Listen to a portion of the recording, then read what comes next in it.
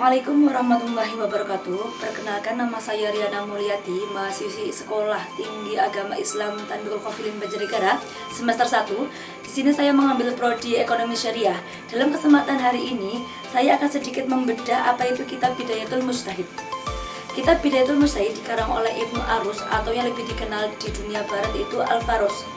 Nama lengkap beliau adalah Muhammad bin Ahmad bin Muhammad Arus Al-Qurtubi Al-Andalusi Al-Maliki. Beliau lahir di Cordoba, Andalusia, Spanyol pada tahun 520 Hijriah atau 1126 Masehi, dan beliau wafat di Marakisi pada 9 Safar 595 Hijriah atau 1198 Masehi.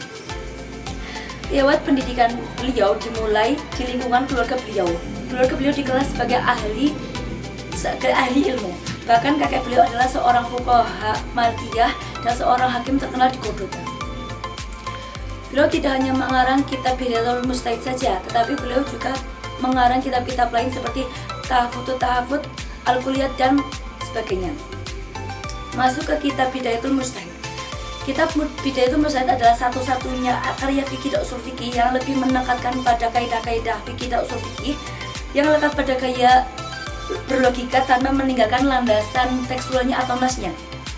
Kitab ini walaupun pengarangnya bermadzhab fikih Maliki, namun beliau tidak hanya menyediakan pendapat-pendapat sebagai bagian dari madzhab Maliki saja, akan tetapi beliau juga menyediakan pendapat-pendapat dari madzhab-madzhab lain seperti Hanafiyah, Malikiyah, Syafi'iyah, dan yang lainnya.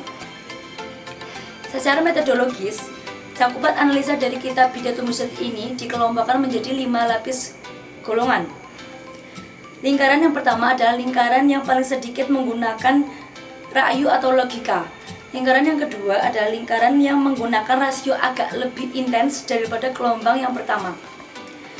Lingkaran yang ketiga adalah kelompok yang lebih bebas dibandingkan dua kelompok yang sebelumnya. Nah, Ibnu Rus dalam kitab Bidayatul Mujtahid ini lebih cenderung mempertahankan teori yang ada di lingkaran ketiga ini.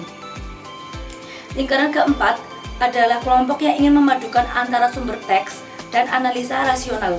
Dan kelompok yang terakhir adalah kelompok yang menggunakan rasio lebih banyak daripada hanya bersandarkan pada teks saja. Mungkin itu sedikit dari ringkasan kitab Bidayatul Mujtahid. Bila ada salah mohon maaf. Saya Riana Mulyati. Wassalamualaikum warahmatullahi wabarakatuh.